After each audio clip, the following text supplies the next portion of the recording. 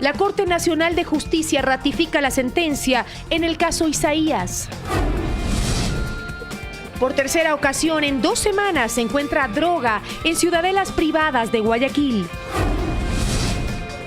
El colectivo Yas Unidos denuncia campaña sucia en contra de la recolección de firmas. El Papa Francisco cumple 1 año al frente de la Iglesia Católica, que reconoce un pontificado revolucionario. Y en corto, el mundo de la actuación en Colombia está de luto. Muere una de las actrices que participó en Betty la Fea. Y además, Gustavo Yalk próximamente será papá, no se lo pierda.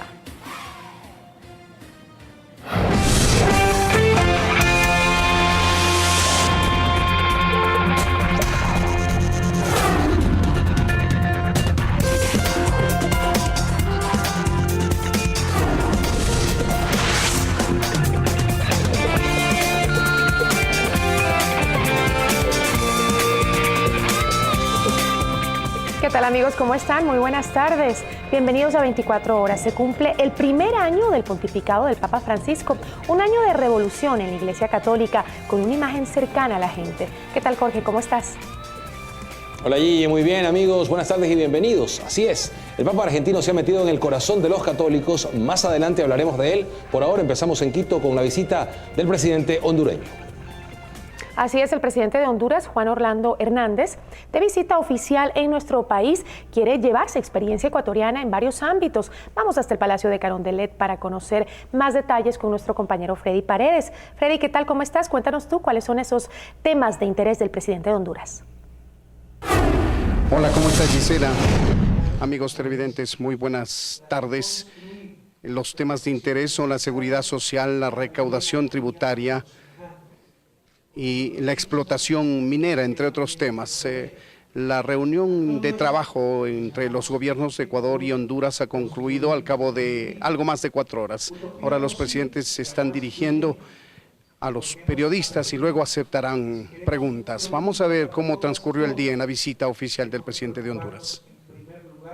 Con un apretón de manos en las puertas del Palacio de Carondelet le recibió el presidente Correa al flamante mandatario de Honduras, Juan Orlando Hernández, un joven político de derecha que apenas tiene 45 días en el poder y que encontró en el Ecuador modelos de gestión exitosos. Hemos venido estudiando su experiencia aún antes, durante mi campaña, hace unos 2-3 años. Básicamente está interesado en la explotación minera, en el modelo de seguridad social y en recaudación tributaria. Estamos muy interesados en el modelo del sistema previsional que ustedes han estructurado. Hemos estado sufriendo de una atomización de nuestro sistema. Nos interesa mucho también todos los proyectos que implican desarrollo social, sus avances en la recaudación tributaria. Los ministros de estas áreas de Ecuador y de Honduras se reunieron junto con los presidentes para conocer en detalle el trabajo que despliega en estas materias el Ecuador. A las administraciones tributarias, a organismos multilaterales, en fin, no solo de América Latina, incluso de Europa, les interesa saber cómo es que hemos aumentado significativamente la recaudación tributaria sin necesidad, una vez más, de aumentar en estricto sentido los impuestos. Honduras y Ecuador empezaron a trabajar conjuntamente, luego que en 2009 nuestro país rompiera relaciones con Honduras como consecuencia del derrocamiento del presidente Manuel Zelaya. Ustedes saben que cuentan con nosotros. También nosotros somos conscientes que tenemos muchísimo que aprender. Nosotros creemos en la patria grande, en aquella con la que soñó el propio Morazán, Bolívar, Alfaro, Martí. El derechista presidente de Honduras inició su agenda con la colocación de una ofrenda floral a los pies del monumento a los próceres de la independencia. Llegó anoche, pasadas las 22 horas, y tiene previsto regresar a su país a las 18 horas de este jueves. En el marco de esta visita oficial, el presidente Correa hizo pública la designación de Irina Cabezas, ex asambleísta, como embajadora de Ecuador en Honduras. Conozcamos algo más de quién es el presidente Juan Orlando Hernández. Gracias, presidente. Juan Orlando Hernández Alvarado, el nuevo presidente de Honduras, hizo del Ecuador su primer destino para una visita oficial. Cumplir y hacer cumplir la Constitución Asumió el poder el 27 de enero de este año, tras triunfar en las elecciones de noviembre pasado, donde se impuso a Xiomara Castro, la esposa del depuesto presidente Manuel Zelaya. Orlando Hernández es un joven abogado de 46 años de edad, dueño de una rápida y exitosa carrera política, que inició desde la dirigencia universitaria hasta convertirse en diputado en 1998. En el 2010 volvió al Congreso hondureño y se convirtió en su presidente. Pero antes de cumplir su periodo en 2013, abandonó el cargo para iniciar su campaña presidencial. Voten por Honduras, por la democracia, por la seguridad. Orlando Hernández, como abogado, tuvo protagonismo en la reforma judicial de su país. Cuando estuvo en el Congreso, reformó el Código Procesal Penal, que pasó del sistema inquisitivo al sistema de juicios orales y públicos. Ofreceremos más detalles de esta visita oficial en nuestras próximas emisiones. Volvemos contigo, Jorge, en los estudios. Muy buenas tardes. Y mientras tanto, mediante una carta, la Iglesia Católica hizo hincapié en conceptos referentes a la laicidad del Estado. Desde la Conferencia Episcopal Ecuatoriana difundieron su contenido. María Gracia Costa informa. La Conferencia Episcopal Ecuatoriana, con motivo del aniversario del pontificado del Papa Francisco, envió una carta pastoral de los obispos del Ecuador. Esto respecto a la importancia, según ellos, de la laicidad y la libertad religiosa en el Estado. Nos mueve justamente en su aniversario a tratar de vivir con él esta unión con Dios, que es la clave de su alegría y de su frescura, digamos, de planteamientos. El Estado no debe restringir al ciudadano para que ponga mordaza a sus convicciones íntimas, sino que tiene todo el derecho de expresarlas, y cuando alguien participa en la vida política y propone soluciones que se inspiran en la fe cristiana, pues necesariamente eso tiene que ser respetado. Así, la Iglesia pide no confundir el laicismo con la laicidad del Estado, que según dicen está llamada a reconocer, valorar y garantizar la presencia de la fe en varios ámbitos familiares, sociales y culturales.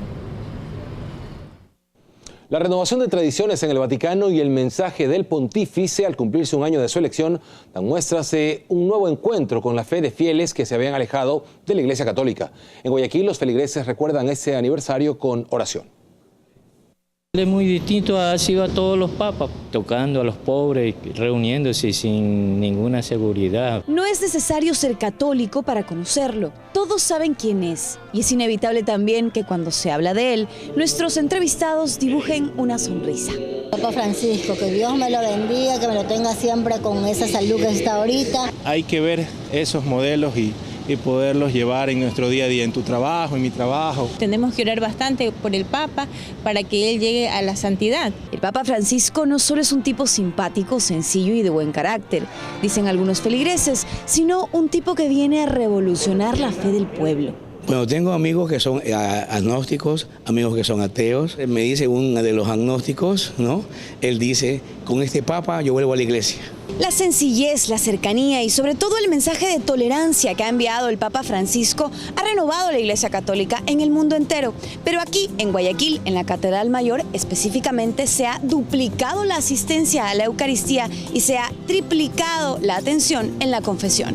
Estamos con 2 confesores 10 horas más o menos al día. El pasado miércoles de ceniza en la Catedral de Guayaquil hubo una asistencia no vista desde hace por lo menos una década. Cerca de 20.000 personas llegaron para las misas que se ofrecieron ese día. Pero esa es solo una muestra de cómo el nuevo líder de la Iglesia Católica ha renovado el espíritu, las costumbres, las tradiciones y ha inspirado a muchos a fortalecer su fe, sobre todo en el amor.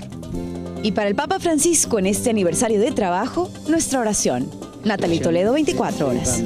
Estamos de vuelta. La Corte Nacional de Justicia ratificó la sentencia en contra de los 5 procesados dentro del caso Finanbanco. Entre ellos, los hermanos Roberto y William Isaías Tazún por el delito de peculado, quienes fueron sentenciados a 8 años de reclusión. Vamos hasta el organismo con Fausto Yepes. Hola, Fausto, ¿ya hay reacciones alrededor del caso?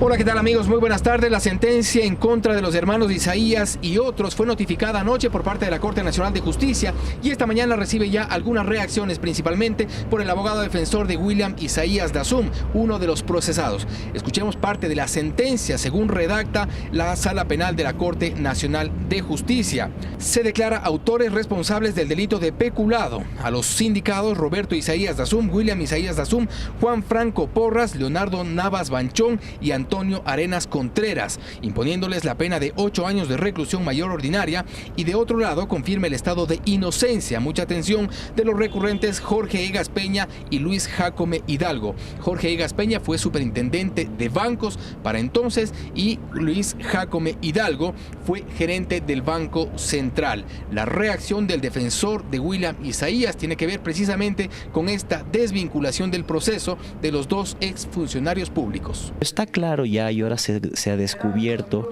que le tuvieron a estas personas como cabezas de turco durante tanto tiempo para justificar una acusación de peculado. Es decir, sin estos funcionarios públicos jamás habría podido realizar una acusación por peculado. ¿Se refiere a Egas y a Jácome? Me refiero al señor Egas y a Jácome. Y además, sin estos dos funcionarios públicos que ha sido ratificada su inocencia, nunca habría podido existir el fuero de Corte Nacional. Bien, y hace pocos instantes también reaccionó el fiscal general Garo Chiriboga respecto de esta sentencia que se dicta en contra de los hermanos Isaías y otros involucrados en el caso Filambank, una sentencia que ha sido ratificada. Esto fue lo que dijo también respecto del pedido de extradición de los hermanos Isaías. La expectativa es que los Estados Unidos de Norteamérica respete una decisión de una alta corte de justicia del Ecuador que, además de un proceso que ha durado más de 12 años, finalmente ha concluido y que ponga a órdenes de esos jueces a esas personas. Bien, cabe destacar que también como parte de esta sentencia se resuelve que se revocan todas las medidas de carácter real y personal que han sido dictadas en contra del ex superintendente de bancos Jorge Egas Peña y del ex gerente del Banco Central Luis Jácome Hidalgo. La reacción del fiscal general Garo Chiriboga seguramente se dará una vez que termine una audiencia aquí en la Corte Nacional de Justicia. Estaremos informándoles en las siguientes emisiones de 24 horas. Hasta entonces, seguimos con más información en los estudios. Amigos, muy buenas tardes. Buenas tardes para ti también, Fausto. Muchísimas gracias. Y les cuento que el colectivo Yasunidos denuncia una campaña sucia en su contra. Además, asegura que en el reglamento para la recolección de firmas no se establece un formato único. Sin embargo, esto es cuestionado por el Consejo Nacional Electoral.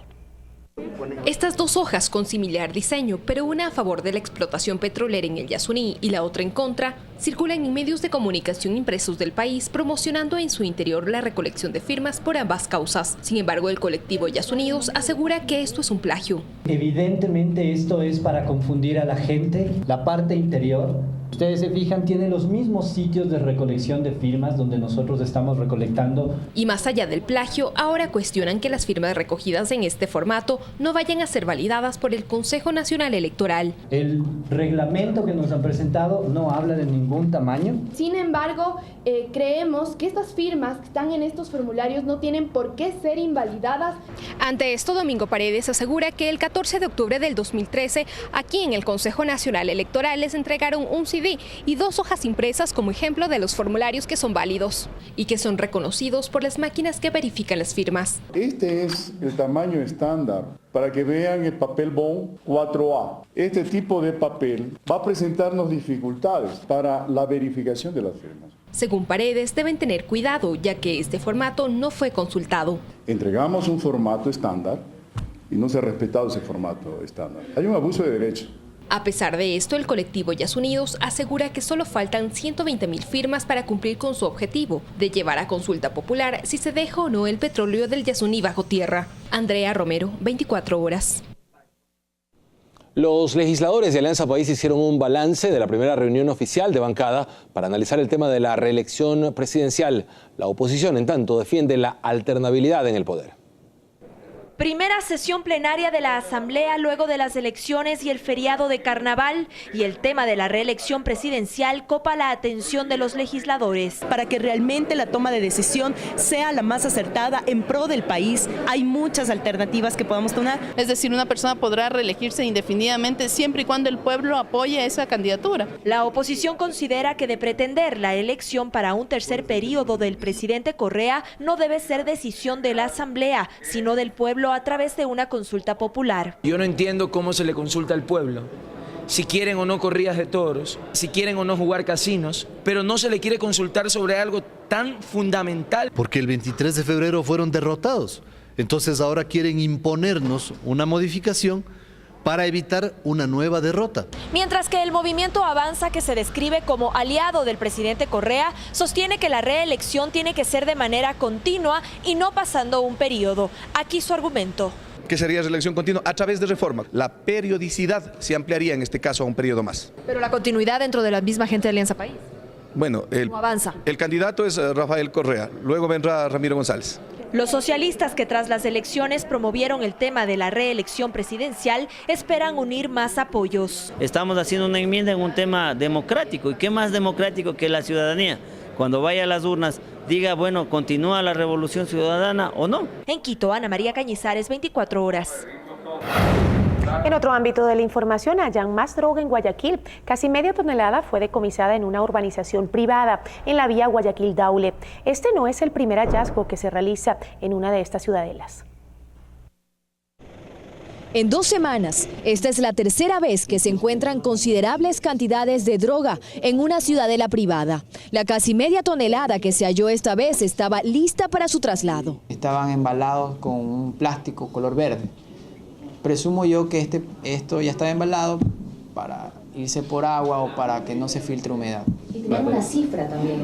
Habían unos bloques que tenían numeración. Los agentes de la Unidad de Inteligencia de Antinarcóticos comenzaron el operativo en esta apiladora en el recinto Mate del Cantón Daule. Desde aquí salieron los vehículos que siguieron hasta el sector de la penitenciaría. En uno de ellos encontraron 225 paquetes de cocaína. En el otro, a quienes custodiaban el cargamento. Esta labor llevó luego al allanamiento de esta casa en la ciudadela La Joya. Aquí, en uno de los dormitorios, habían 157 bloques. Otros estaban en la cocina. Que en total da 402 kilos. Domicilio de uno de los detenidos, la señora que se encontraba en dicho domicilio nos abrió voluntariamente la puerta. Al parecer, las urbanizaciones privadas se han vuelto atractivas para estas organizaciones. Así lo reflejan los resultados de los últimos operativos. Pues aquí no solamente se ha encontrado droga, también se ha detenido a algunos miembros de bandas dedicadas al narcotráfico. Personas que alquilan tienen que ser más exigentes, pedir antecedentes penales. El 1 de marzo, en la ciudadela La Muralla, se encontró 40 kilos de cocaína y se detuvo a 3 personas. El viernes pasado, también en otra urbanización privada, decomisaron 98 kilos de droga y se retuvo a una persona. La numeración 1950 con la que estaban registrados estos paquetes es la misma que se encontró sobre los bloques en el operativo de ayer. Dayana Monroy, 24 horas.